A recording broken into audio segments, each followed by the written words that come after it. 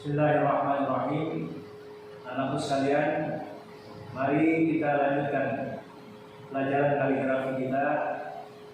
Kita akan mempelajari mahfuzat yang kelima dan keenam.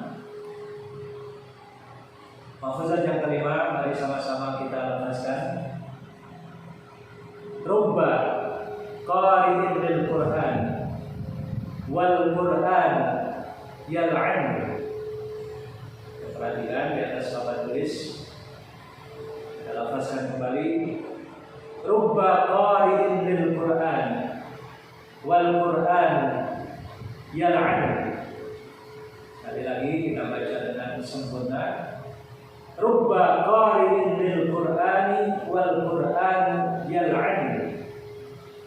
Yang artinya boleh jadi ada yang membaca Al-Quran, tapi justru Al-Quran akan melaknatnya. Nah, sekalian, sebagaimana telah sama-sama kita ketahui bahwa kitab suci bagi umat Islam adalah Al-Quran. Yang hendaknya kalau kita mengaku sebagai orang-orang yang beriman, kita harus selalu bergaul, bersahabat dengan Al-Quran. Bahkan Al-Quran harus kita jadikan sebagai keluarga kita, yang kita tidak akan berpisah dengan Al-Quran. Karena Al-Quran akan menuntun kita ke jalan kebaikan-kebaikan. Bagaimana sabda Rasulullah SAW, "Man ja'ala al-Qur'ana imaman qadahu ila al-jannah, wa man ja'ala al-Qur'ana khalfahu saqahu ila an-nar." Barang siapa menjadikan Al-Quran sebagai imamnya atau selalu mengikuti Al-Quran, maka Al-Quran tersebut akan menuntunnya kepada surga, kepada kebaikan. Tapi sebaliknya, barang siapa menjadikan Al-Quran berada di belakang, tidak mau mengikuti Al-Quran, yang diikuti adalah bukan Al-Quran, maka Al-Quran justru akan mendorongnya masuk ke dalam neraka. Jangankan Al-Quran itu kita baca, kita pahami, dan kita amalkan. Bahkan Al-Quran kita bawa saja, ya kemana-mana kita membawa Al-Quran, Al-Quran akan menuntun kita kepada kebaikan. Ya, tidak berani kita sambil memegang Al-Quran dengan tangan kanan kita, ya, tangan kiri kita usir, mengganggu orang lain, mengganggu perempuan dan lain sebagainya. Kita tidak akan berani. Atau kita membawa Al-Quran dengan tangan kita sambil kita nonton dangdutan, sambil dia berjoget di tempat dangdutan tersebut, kita tidak akan berani. Ini Al-Quran baru dipegang saja sudah menunjukkan kita kepada kebaikan. Apalagi kalau Al-Quran itu kita baca, kita pahami, kita amalkan. Jangan ya sebaliknya. Ada orang yang selalu membaca Al-Quran, tapi justru Al-Quran melaknat. Sebagai contoh, ada seorang pedagang yang rajin membaca Al-Quran, tapi sayang, ketika dia berdagang, dia melakukan kecurangan-kecurangan. Nah, itu orang yang membaca Al-Quran, justru Al-Quran akan melaknat. Ya begitu juga, ya anak-anakku sekalian, sebagai seorang anak, ya, di mana di dalam Al-Quran ya kita dianjurkan sebagai seorang anak harus ya berbakti kepada kedua orang tua. Wabil walidaini ihsana, kepada kedua orang tua hendaknya kita selalu berbuat kebaikan. Ya, justru ada yang anak yang rajin membaca Al-Quran, tapi malah selalu berbuat yang tidak baik terhadap kedua orang tuanya. Hal yang seperti inilah yang dikatakan dalam mahfuzat ini. Orang yang membaca Al-Quran, justru Al-Quran akan melaknat. Ya mudah-mudahan anak-anakku sekalian, kita semuanya tidak menjadi orang-orang yang dilaknat oleh Al-Quran. Amin ya rabbal alamin. Mahfuzat yang keenam.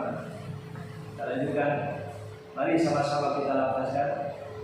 Rubba ladzatin sa'atan turithu husnan tawila. lagi, rubba ladzatin sa'atan turithu husnan tawilan. Sekali lagi, Bapak baca dengan lengkap. Ya, silakan mengikuti. Rubba ladzatin sa'atan turithu husnan tawilan. Yang artinya boleh jadi kenikmatan yang sedikit bisa mengakibatkan kesedihan yang banyak. Apa maksud dari mafhudzat ini? Anak-anakku sekalian, di dalam melakukan sesuatu hendaknya kita harus berpikir yang banyak. Jangan asal kita kerjakan sesuatu tersebut. Kita hendaknya berpikir 2-3 kali. Bahkan boleh jadi sampai 10 kali kita berpikir untuk melakukan sesuatu. Jangan sampai kita sudah lakukan sesuatu tersebut, akhirnya akan menjadi penyesalan bagi kita sekalian. Sebagai contoh barangkali, seseorang yang sudah terkena penyakit darah tinggi umpamanya. Jadi sebagai contoh saja, seseorang yang sudah terkena penyakit darah tinggi dilarang oleh dokter untuk makan durian. Durian tentunya sesuatu yang sangat enak, yang lezat. Mencium bau durian saja, kita sudah terasa enak, apalagi kita bisa mencicipinya. Seseorang yang terkena darah tinggi, ada larangan dari dokter untuk memakan durian. Tapi dia memaksakan diri yang makan durian tersebut karena ingin mengejar kelezatan yang sedikit. Akhirnya setelah dia makan, darah tingginya naik, sampai-sampai dia mengalami stroke mati sebelah. Nah, inilah kenikmatan yang sedikit. Kalau kita lakukan tanpa kita berpikir dengan banyak, akan mengakibatkan kesedihan yang banyak. Kalau sudah kena stroke mati sebelah, sudah barang tentu akan menjadi kesedihan, akan menjadi kesusahan dalam kehidupan kita. Banyak contoh-contoh yang di dalam pergaulan umpamanya, khususnya bagi anak-anakku sekalian yang wanita. Ini karena banyak anak-anak atau siswa-siswa sekarang ini yang sudah bergaul secara bebas, bergaul secara tanpa adanya siapa-siapa yang bisa melarang. Hubungan, terjadi hubungan antara laki-laki dan perempuan. Karena ingin mengejar sensasi, mengejar kenikmatan yang sedikit.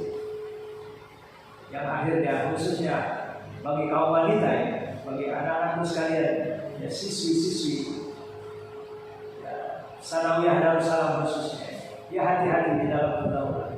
Jangan sampai karena hanya ingin mengejar kenikmatan yang sedikit, akhirnya melakukan hubungan di luar nikah yang mengakibatkan anak-anakku sekalian, kalau kata penceramah almarhum Zainuddin Abzal, kalau sudah terjadi kecelakaan antara laki-laki dan perempuan, kalau mobil kecelakaan penyoknya ke dalam, tapi kalau perempuan dengan laki-laki kecelakaan itu penyoknya ke depan. Kalau sudah penyoknya ke depan ini bisa mengakibatkan kesedihan yang banyak. Oleh karena itu, dalam melakukan segala sesuatu, hendaknya kita berpikir dengan panjang. Hendaknya kita berpikir 2, 3 sampai 10 kali agar tidak menjadi penyesalan. Inilah pesan yang ingin disampaikan oleh mafhudzat yang tenang yang kita pelajari.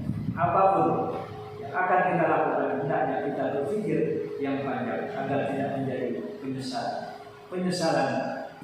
Penyesalan sudah tidak ada gunanya. Jangan sampai kita menyesal yang tidak ada gunanya. Inilah mudah-mudahan anak-anakku sekalian bisa mengambil pelajaran, bisa mengambil pesan dari mafhudzat yang kita pelajari. Amin amin ya rabbal alamin. Sekian. Assalamualaikum warahmatullahi wabarakatuh.